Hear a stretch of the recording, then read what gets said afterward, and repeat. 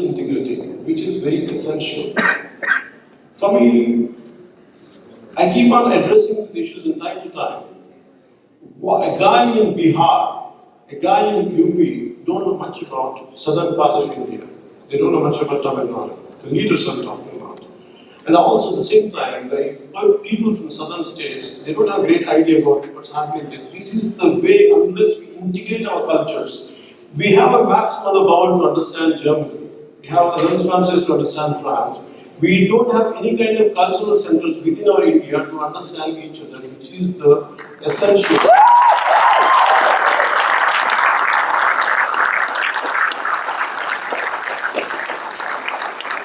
It is really important. The reason is the the recrudescence of identity politics is on the rise. This is going to impact the integrity of a nation. Unless our leaders and our political parties come together as one unit, unless they don't address these cultural differences in identity, and it is going to create a lot of problems.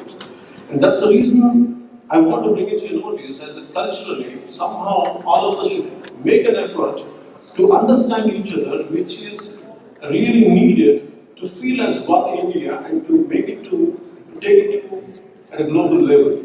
Really, the kind of global power we are looking at to become a global power, unless we feel as one, unless we culturally we are as one unit, it would be very difficult to take it forward. And before finishing this, India is a passive society. Whatever happens, that is, in fact, recently I was talking about women's safety, I keep saying in Bangalore, a woman was being molested in the middle of the road, and the onlookers were just looking at as if they're not a part of it. None has the guts, none has the courage, and none has any strength. One single guy was doing it. They could have thrashed him, but no one has the strength. Can you understand what is crippling our Indian society is that passiveness.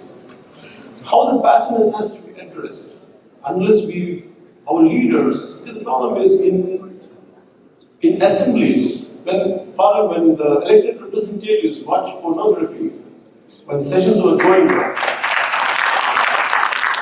So what kind of message people get? This is that's how it results in at a street level. For me, this is what we have to address these issues. Unless, for me, democracy is something all of us. It's very easy to comment.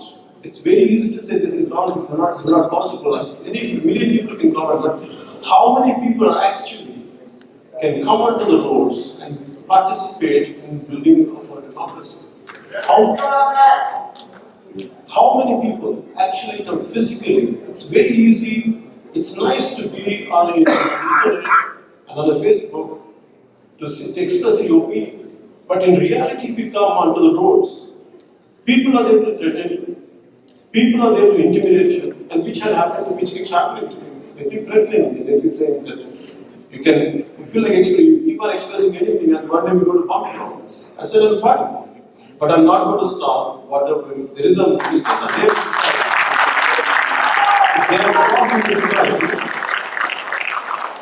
If you want to bump me up, if you want to kill me, I'm fine. I'm ready for it.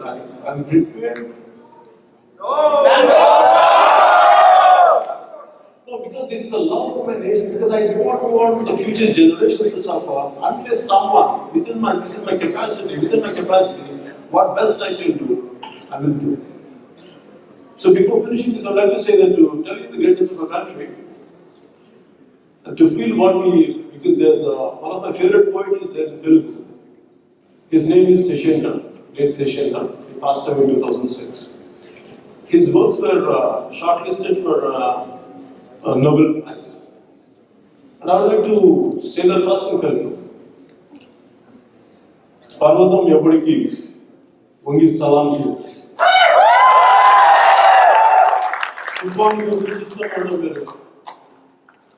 సముద్రం ఒకటి కాళ్ళ దగ్గర కూర్చొని మళ్ళీ నేనంతా అక్కడికి మట్టే కావచ్చు, కానీ కాలతో ఒక దేశం జెండా కొనుక్కో.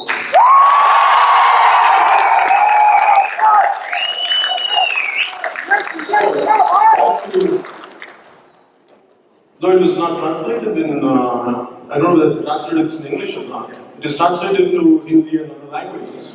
But I tried to translate, though I'm not a poet and I'm not good in English. I tried in my own way to their mom. The mighty Himalayas will never bend down and salute. A roaring typhoon's voice will never be subservient. The deep ocean never barks at anyone. Maybe I'm a handful of dust, but if I raise my voice, you will see the pride and strength in me of my national flag.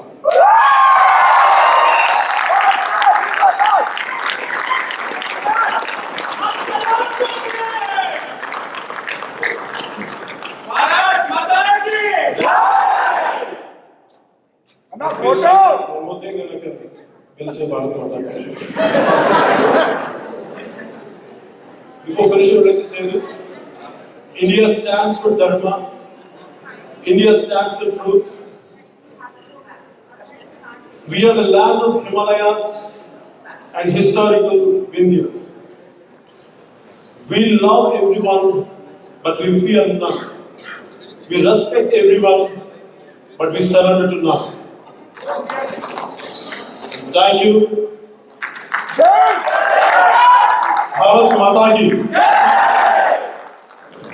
Right, so we have about 15 minutes for Q&A. We are going to be able to take all questions. We'll start on that side. So we can start that way.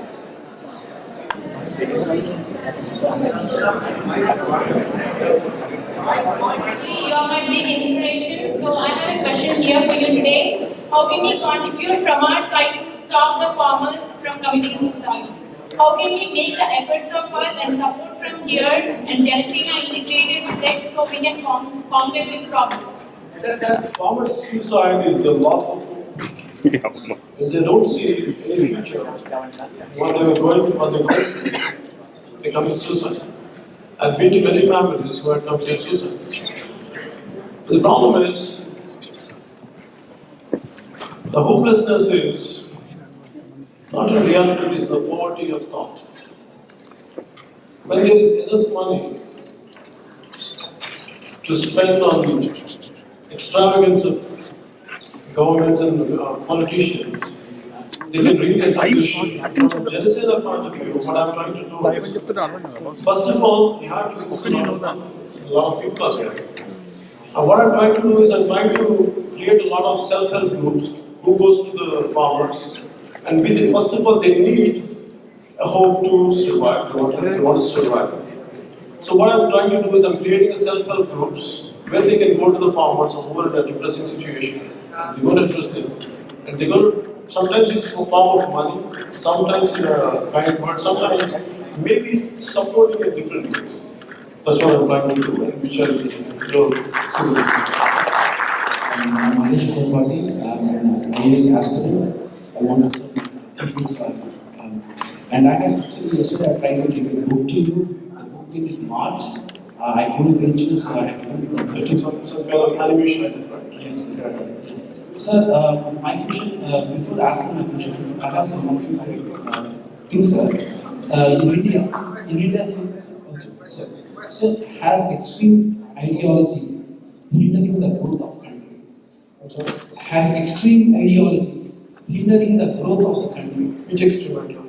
No, sir, I'm just saying because there is a right-wing extreme ideology. Yeah, I understand. Which ideology would be suitable? Yeah, so there is no same-sex marriage in India. Same-sex marriage is illegal in India. So there are four quantum gender, third genders which doesn't have private rights in India. And there is a forcible nationalism that you have to stand up for playing anthems and everything. And there is an extreme left-wing ideology including the rights of tribes and killing police men. So there are like extreme ideologies. And my question is basically there are extreme ideologies which are hindering the growth of the country. So I would like to know your opinion on that. Thank you, sir. You shot like a missionary. You spoke about right-wing ideology, you talked about extremist ideology. That's a problem in our country. India is a complex country. There are so many verticals, there are so many thoughts are prevailing thoughts in the society. Not one ideology is going to unite all of us. The problem is we have to understand one left wing and one right wing doesn't really help with you. Somewhere, understand you have to be on a middle path. You have to understand both the extremes. The problem is when you're saying where is the need for a right wing?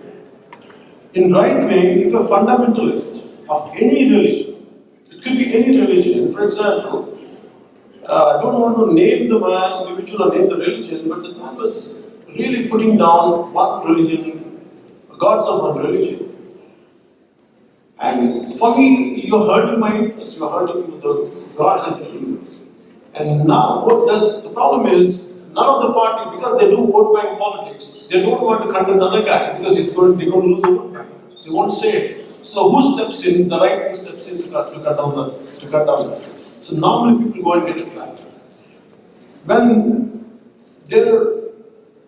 if people who are very neutral, who can see it at a very objective level, if someone is doing a mistake, irrespective whether I believe in that ideology or not, my tribe, we have to condemn it. That's what is lacking in our country because of our vote bank attitude. And you're talking about the same gender, third gender. See, in India still, it's very painful. Yesterday I had heard of Kalki Subramanian. It is very painful. In fact, I was giving an interview right now for the students of Harvard. So, there is a women wing in our political parties. There is a men wing in political parties. There is no third gender wing. When I heard a speech yesterday, though I have a lot of empathy for them, first time I felt as a political party, I don't know, rest of the parties have done it. I want to create a third gender wing to address that.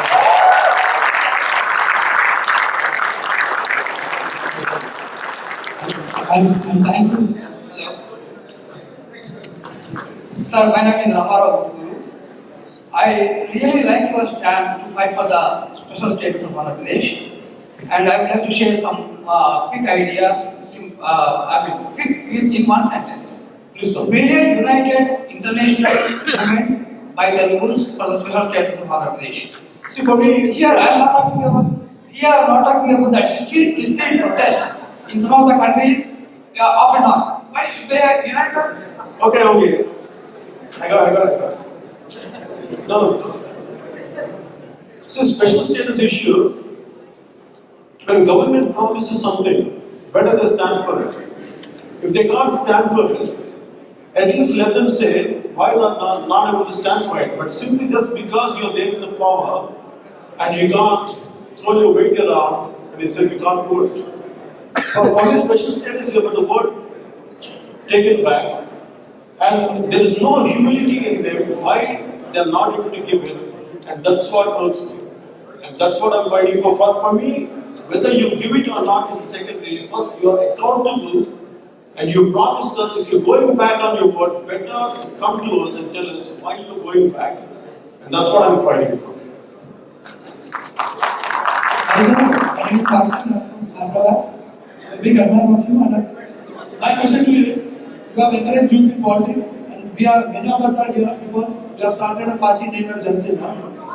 And my question to you is straight and simple: as you have encouraged youth, and we want to join the politics, and we always see you surrounded by businessmen like Sharad Maharaj or any producers or any big political party people. But what is the chance that you communicate with the youth of the country, and how do you communicate with the youth of the country, particularly our Telugu states, and how do you say a response and ask them to enter the politics?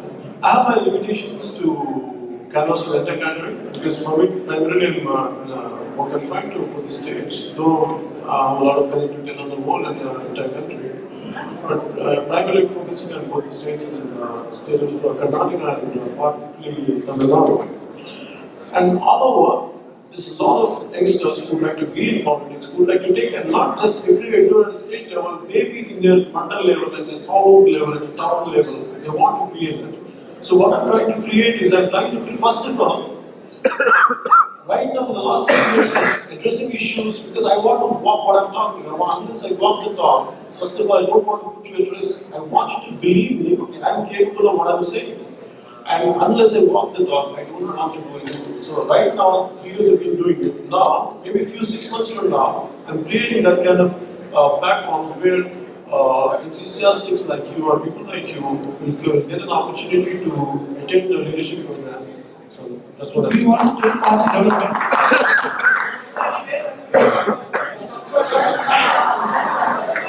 Sure, sir. I'll reach out to you. I will reach out to you.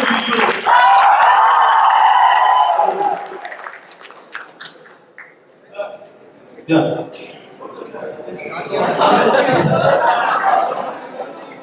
So, first of all, thank you for entertaining us for all these years. Thank you for celebrating the public space. We all know how hard it is to celebrate the public space. Your career was always breaking innovative paths for yourself in the Telugu cinema business. Like you often mentioned, you had innovations and stuff like that. But political innovation itself in India is not that easy. I don't think in the recent past anything like that happened.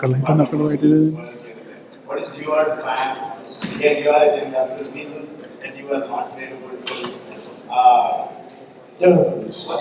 face.